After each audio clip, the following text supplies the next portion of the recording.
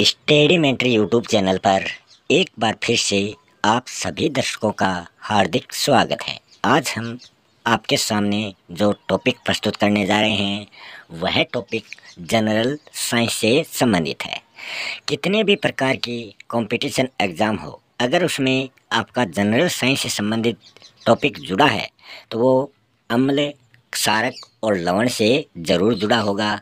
तो आप इस वीडियो पर अंत तक बने रहें और इस वीडियो को देखकर आप एक या दो क्वेश्चन अवश्य याद रख सकते हैं, ताकि आपके जो कंपटीशन एग्ज़ाम है उसमें वो क्वेश्चन आपकी मेरिट बनाने के बहुत काम आएंगे।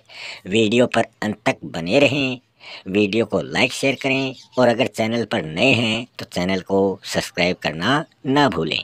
तो शुरू कर रहे हैं जनरल साइंस से संबंधित अपना आज का जो टॉपिक है। इसमें सबसे पहला जो महत्वपूर्ण बिंदु है वो है एसिड जो शब्द है उसकी उत्पत्ति लैटिन शब्द एसियर से हुई है। तो लैटिन शब्द एसियर जो है उसी से एसिड बना है। इसका अर्थ क्या होता है? तो इसका अर्थ होता है खट्टा, मतलब जो खट्टा है वही क्या है? एसिड है। दही, नींबू, संतरा व सिरके जैसे पदार्थों में यह अम्ल पाया जाता है। कौन सा? एसिड जो अम्ल होता है। एसिड को ये हिंदी में क्या कहते हैं? अम्ल कहते हैं, जो खट्टा होता है। तो ये इन सभी पदार्थों में मिलता है। दही खट्टा होता है, नींबू खट्टा होता है, संतरे में खटास होती है, सिरके में खटास होती है। तो ये सभी क्या है? प्राकृतिक अम्ल होते हैं जो प्रकृति में हमें प्राप्त होते हैं। और कुछ ऐसे एसिड होते हैं जो मानव द्वारा बनाए जाते हैं, वो कृत्रिम अम्ल कहलाते हैं। तो जो हमें प्रकृति से प्राप्त होते हैं वो प्राकृतिक अम्ल होते हैं। इन सभी का स्वाद क्या होता है? खट्टा होता है। तो सबसे पहला बिंदु तो यह है जो आपके लिए बहुत ही इम्पोर्टेंट है। दूसरे बिंदु की हम बात करें कि जिन पदार्थों का स्वाद अगर कड़वा होता है और जो स्पर्श करने पर साबुन जैसे लगते हैं वो क्या कहलाते हैं? क्षारक कहलाते हैं। तो पहले तो हमने अम्ल की बात कर ली, अब हम क्षारक की बात कर रहे हैं कि जो स्वाद में तो कड़वे हों और उसको हम स्पर्श करेंगे तो वो साबुन के जैसे चिकने चिकने लगते हैं, तो वो क्षारक कहलाते हैं। इसके उदाहरण हैं जैसे कि खाने का सोडा, जो बेकिंग सोडा होता है वह क्षारक का सबसे उत्तम उदाहरण माना जाता है। इन पदार्थों की जो प्रकृति होती है वो क्षारकीय कहलाते हैं। तो आपको एग्जाम्पल में पूछ सकते हैं, 4 ऑप्शन दे देंगे, पूछ लेंगे क्षारक का उदाहरण बताओ, तो वो बेकिंग सोडा या खाने का सोडा क्षारक का सबसे उपयुक्त उदाहरण है। अगर दही, नींबू, संतरा और खाने का सोडा ये 4 ऑप्शन दे दें तो खाने का सोडा जो है वो इन सबसे अलग हो जाएगा। तो किसी भी प्रकार से ये क्वेश्चन पूछा जा सकता है। अगले बिंदु की हम बात करें, सूचकों को जब अम्लीय या फिर क्षारकीय पदार्थ युक्त विलयन में मिलाया जाता है तो क्या होता है? उसका जो कलर होता है वो चेंज हो जाता है, मतलब इसका रंग बदल जाएगा। कि जो भी सूचक है उसको अम्ल में मिलाएंगे या फिर अम्ल की जगह क्षार में मिलाएंगे तो उसका रंग हमें बदलता हुआ दिखाई देगा। जैसे कि उदाहरण के रूप में हम देखें, हल्दी, लिटमस, गुड़हल की पंखुड़ियाँ आदि कुछ प्राकृतिक रूप से पाए जाने वाले सूचक हैं। तो ये सूचकों के उदाहरण हैं जो प्राकृतिक रूप से हमें प्राप्त होते हैं। अगले बिंदु की हम बात करें तो वो है पदार्थ एवं उसमें पाए जाने वाला अम्ल। पदार्थ दिया गया है, उसमें पाए जाने वाला कौन सा अम्ल है? तो ब्रैकेट के बाहर तो पहले तो पदार्थ होगा और ब्रैकेट में उसमें पाए जाने वाला अम्ल होगा। ये सभी जो हम नीचे एग्जाम्पल देख रहे हैं ये प्रकृति से प्राप्त अम्लों के एग्जाम्पल हैं। सबसे पहले हम बात करें सिरके की। सिरका जो प्राकृतिक पदार्थ है उसका अम्ल जो है वो एसिटिक अम्ल है, एसिटिक एसिड इसमें मिलता है। चींटी का जो डंक होता है उसमें फॉर्मिक अम्ल मिलता है। संतरे व नींबू में हमें साइट्रिक अम्ल मतलब साइट्रिक एसिड देखने को मिलता है। दही में लैक्टिक एसिड होता है। पालक जो हरी सब्जी है उसमें ऑक्सैलिक एसिड होता है। और जो आंवला होता है उसमें एस्कॉर्बिक एसिड पाया जाता है। इमली, अंगूर और कच्चे आम, इन तीनों में ही टार्टरिक अम्ल या टार्टरिक एसिड पाया जाता है। तो ये सभी क्या है, प्रकृति से प्राप्त हैं, जिनके हमने अभी उदाहरण देखे हैं। तो इन तीनों के अलावा अगर चौथा आ जाए तो वो उनसे अलग हो जाएगा। आपको मिलान वाले क्वेश्चन में भी पूछ सकते हैं कि सिरके का जो अम्ल है वो कौन सा होगा, चींटी के डंक का अम्ल कौन सा है, कच्चे आम में कौन सा अम्ल पाया जाता है। तो इस प्रकार आपसे वो मैथ वाले भी करवा सकता है, पूछ सकता है। तो आप इनको ध्यान में रखें और यहाँ से कम एक क्वेश्चन आपको अवश्य देखने को मिलेगा। अगला जो बिंदु है वह है पदार्थ एवं उसमें पाए जाने वाले क्षारक। पहले हमने अम्ल पढ़े थे, अब क्या है, क्षारक है। चूने के पानी में जो क्षारक पाया जाता है वह है कैल्शियम हाइड्रोक्साइड।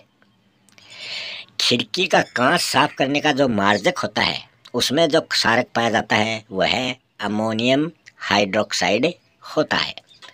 साबुन में जो क्षारक पाया जाता है वो सोडियम या फिर सोडियम हाइड्रोक्साइड या फिर पोटेशियम हाइड्रोक्साइड वो होता है। दूध या मैग्नीशिया में मैग्नीशियम हाइड्रोक्साइड जो क्षारक है वो पाया जाता है। तो यहाँ से भी आपको मैच द फॉलोइंग वाले क्वेश्चन पूछ सकते हैं। अगले बिंदु पर चलते हैं। अगले बिंदु की हम बात करें तो वह है लिटमस। लिटमस में क्या होता है, यह सामान्य रूप से प्रयोग किए जाने वाला एक प्राकृतिक सूचक होता है। तो लिटमस क्या होता है, एक प्राकृतिक सूचक होता है। इसे लाइकेनो मतलब सेक से निष्कर्षित किया जाता है। अशुद्ध जल में इसका जो रंग है वो नीलसोण मतलब मौह हो जाता है। मतलब अशुद्ध जो जल होता है उसमें इसका रंग जो है वो नीलसोण होता है, किसका, लिटमस का। और अगर इस लिटमस में अम्लीय विलयन इसमें मिलाएंगे तो इसका जो रंग है वो लाल हो जाएगा। अगर इसको क्षार के साथ इसका प्रयोग करते हैं तो इसका जो कलर है लिटमस का वो नीला हो जाता है। उदासीन विलयन जो होते हैं उसमें उसके जो कलर हैं, उसके जो रंग हैं, उनमें किसी प्रकार का कोई परिवर्तन नहीं होता है। तो जिसमें परिवर्तन नहीं हो समझ लेना वो उदासीन विलयन है। और जिसमें रंग नीला पड़ जाए वो क्षारीय विलयन है। और जिसमें रंग लाल हो जाए वो अम्लीय विलयन है। और अशुद्ध जल में इसका रंग जो है वो नीलसोण हो जाता है। तो आप इसको चित्र के माध्यम से भी देख सकते हैं। आप जो चित्र अभी स्क्रीन पर देख रहे हैं ये लाइकेन का चित्र है। तो ये क्या है, लाइकेन है। और आगे हम बात करें तो इसमें जो लिटमस पत्र होते हैं लाल और नीला, जिसका वर्णन हमने कुछ अभी जिस बिंदु में किया था ये वही लिटमस पत्र है। ये लाल लिटमस पत्र है और ये नीला लिटमस पत्र है जिसका रंग परिवर्तित होता है। अगले बिंदु की बात करें, गुड़हल के पुष्प का जो सूचक होता है वो अम्लीय विलयन को गहरा गुलाबी या फिर इसको मैजेंटा भी कहते हैं। ये अम्ल में तो गुलाबी रंग का हो जाता है और क्षार के साथ इसका प्रयोग करते हैं तो इसका जो कलर है वो ग्रीन हो जाता है। तो ये गुड़हल के पुष्प का यहाँ पर रंग परिवर्तन दिया गया है अम्ल और क्षार के साथ। फिर है उदासीनीकरण।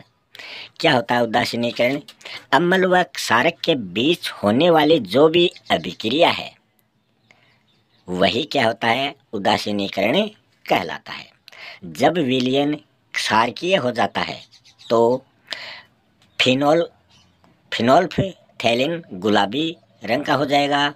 और जब विलयन अम्लीय हो जाता है तो ये रंगहीन हो जाएगा। मतलब फिनोल्फथैलीन जो है वो क्षार के साथ प्रयुक्त होने पर गुलाबी रंग और अम्ल के साथ प्रयुक्त होने पर वो रंगहीन हो जाएगा। मतलब उसमें किसी प्रकार का कोई रंग नहीं रहेगा। जब अम्लीय एवं क्षारकीय विलयन को मिलाया जाता है तो वो क्या हो जाता है, उदासीन हो जाता है। फिर हम देख लेते हैं उदासीनीकरण। अभिक्रिया में क्या होता है, सदैव जो ऊष्मा है वो निकलती रहती है, जिससे मिश्रण का जो ताप है वो हमेशा बढ़ जाएगा, हाई हो जाएगा टेम्परेचर। इस अभिक्रिया में निर्मित जो नया पदार्थ बनेगा वो लवण कहलाता है। तो अपने टॉपिक का ये तीसरा बिंदु है। पहला था अम्ल, दूसरा था क्षारक, तीसरा था लवण।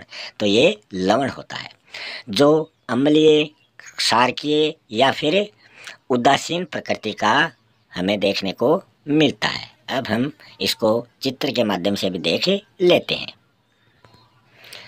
ये वो लिटमस पत्थर है नीले वाला, इस पर हमने इसका जो कलर हो रहा है वो लाल रंग का हो रहा है। तो ये हमने इसका रंग परिवर्तन हमें देखने को मिलता है। यहाँ हम देखें तो आपको ये पुष्प दिखाई दे रहा है, ये गुड़हल का पुष्प है। इसमें यहाँ हमने अलग अलग प्रखनलियों में इसका प्रयोग देख रहे हैं। ये अम्ल है, इसमें अम्ल डला हुआ है, ये इसका सूचक है और ये इसका क्षारक है। तो किस प्रकार इसका रंग बदलता है, गुलाबी, हरा, तो ये किस प्रकार इसका रंग बदल रहा है वो हम यहाँ पर देख सकते हैं। इस चित्र में हम उदासीनीकरण का जो प्रक्रम है वो देख सकते हैं। इस प्रखनली में अम्ल प्लस सूचक डल रहा है और ऊपर से इसमें क्षारक डालेंगे तो इसका जो कलर है वो गुलाबी या मैजेंटा हो जाता है। ये हम इसमें देख सकते हैं। अब हम नीचे इस एग्जाम्पल में देख सकते हैं कि किससे मिलकर क्या बनता है। अगर हम अम्ल को जल के साथ मिला देते हैं, मतलब क्षारक के साथ इसको मिला देंगे, अम्ल और क्षारक दोनों मिलकर किसका निर्माण करते हैं, लवण, और जल में वो उसको बदल देंगे और इसमें जो ऊष्मा है वो सदैव निर्मुक्त होती है। जैसे कि हाइड्रोक्लोरिक अम्ल HCl, ये क्या है, अम्ल है, प्लस सोडियम हाइड्रोक्साइड NaOH, ये क्या है, ये क्षारक है। इन दोनों को मिलाने पर क्या बनता है, सोडियम क्लोराइड NaCl, मतलब ये तो लवण बन जाएगा, प्लस जल, जल का सूत्र होता है H2O। तो ये तो इसमें बन गए, ऊष्मा इसमें निर्मुक्त होती है, तो ये ऊष्मा इसमें निर्मुक्त हो रही है। तो ये इसका बहुत ही महत्वपूर्ण सूत्र है। फिर हम देखें अम्ल वर्षा, एसिड रेन क्या होती है। कार्बन डाइऑक्साइड, सल्फर डाइऑक्साइड और नाइट्रोजन डाइऑक्साइड जैसे वर्षा जल में घुलकर क्रमशः कार्बोनिक अम्ल, सल्फ्यूरिक अम्ल और नाइट्रिक अम्ल ये बनाती है। मतलब कार्बन डाइऑक्साइड के साथ जब वर्षा का जल घुल जाएगा तो वो कार्बोनिक अम्ल बनाएगा और वर्षा के जल के साथ अगर सल्फर डाइऑक्साइड घुल जाएगी तो वो सल्फ्यूरिक अम्ल बनाएगा। अगर वर्षा के जल के साथ नाइट्रोजन डाइऑक्साइड घुल जाएगी तो वो नाइट्रिक अम्ल बनाएगा। ये सभी क्या करते हैं, इमारतें, पौधे और जीव जंतुओं को क्षति पहुंचाते हैं। मतलब ये अम्ल वर्षा जो होती है ये इन सभी को नुकसान पहुंचाती है। आगे हम बात करने जा रहे हैं दैनिक जीवन में उदासीनीकरण के क्या उदाहरण है वो हम देखेंगे। सबसे पहले हम बात करें अपाचन। अपाचन क्या होता है, भोजन से आमाशय में हाइड्रोक्लोरिक अम्ल की आवश्यकता से अधिक मात्रा होने से अपाचन की स्थिति हो जाती है। कि हमारे भोजन से अगर आमाशय में हाइड्रोक्लोरिक अम्ल जो है वो अपनी नीड से एक्स्ट्रा हो जाए, ज़्यादा हो जाए, तो वो अपाचन हो जाता है। कि हम खाना खाते हैं और वो खाना हम ज़्यादा खा लेते हैं तो अपाचन की स्थिति बन जाती है। इससे मुक्ति पाने के लिए हमें दूध या मैग्नीशियम जैसा कोई भी प्रतिअम्ल लेना होता है जो इस अपाचन को दूर करता है। इसमें दूध या मैग्नीशियम में क्या होता है, मैग्नीशियम हाइड्रोक्साइड होता है। यह अत्यधिक अम्ल के प्रभाव को उदासीन कर देता है और हमारा शरीर फिर से स्वस्थ हो जाता है, तो वो अपाचन होता है। अगला उदासीनीकरण का उदाहरण है चींटी का डंक। चींटी के डंक में कौन सा अम्ल पाया जाता है वो हमने शुरू में ही बता दिया था। अगर आपको याद है तो कमेंट बॉक्स में ज़रूर लिखें। इससे क्या होता है, त्वचा में अम्लीय द्रव्य आ जाता है। किससे? चींटी के डंक से। इस चींटी के डंक के प्रभाव को नमी युक्त खाने का जो सोडा होता है, जिसको सोडियम हाइड्रोजन कार्बोनेट कहते हैं, या फिर केलेमाइन विलियन, इस चींटी जहाँ पर डंक है चींटी का, वहाँ पर इसको मलकर उसके प्रभाव को उदासीन किया जा सकता है कि उसमें बहुत जलन हो रही है, तो हम या तो खाने का सोडा मल देंगे उस स्थान पर, या फिर केलेमाइन विलियन उस स्थान पर रगड़ लेंगे, तो हमें उस जलन से मुक्ति मिल जाएगी जहाँ पर चींटी ने हमें डंक मारा था, जहाँ पर चींटी ने हमें काटा था, जिसमें जिंक कार्बोनेट होता है। अगला जो उदाहरण है वह है मृदा उपचार। मृदा उपचार क्या होता है? रासायनिक उर्वरकों का अधिक प्रयोग जो है वो मृदा को अम्लीय बना देता है। मृदा अधिक अम्लीय या फिर अधिक क्षारकीय होने से क्या प्रभाव पड़ता है? जो पौधे होते हैं उनकी ग्रोथ जो है वो रुक जाती है। यदि मृदा अधिक अम्लीय हो जाती है तो उसे बिना बुझा हुआ चूना, मतलब कैल्शियम ऑक्साइड, या फिर बुझा हुआ चूना जिसको कैल्शियम हाइड्रोक्साइड कहते हैं, ऐसे क्षारकों से उपचारित किया जाता है। फिर वो मृदा जो है वो फिर से क्या हो जाएगी? उपयुक्त हो जाएगी अनाज उत्पन्न करने में। यदि वो क्षारकीय हो तो उसमें जैव पदार्थ, मतलब कंपोस्ट खाद मिलाकर उपचारित किया जा सकता है, ताकि फिर से हम उसमें अनाज उत्पन्न कर सकते हैं, मतलब उसकी उर्वरा शक्ति जो है वो बढ़ जाएगी। तो ये अम्ल और क्षार से किस प्रकार मृदा का उपचार किया जा सकता है वो यहाँ पर हमें देखने को मिला है। आज का जो अपना अंतिम बिंदु है वह है कारखानों का अपशिष्ट, जो वेस्ट होता है इंडस्ट्री का, वो उसके बारे में हम बात कर रहे हैं।